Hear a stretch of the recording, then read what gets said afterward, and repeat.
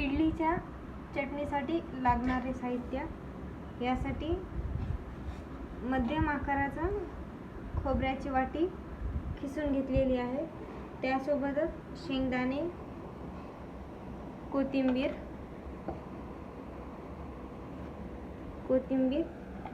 2 ते 3 मिरच्या घेतलेल्या आहेत, त्याला बारीक बारीक केलेलं आहे. आणि त्यासोबतच ताजा कढीपत्ता.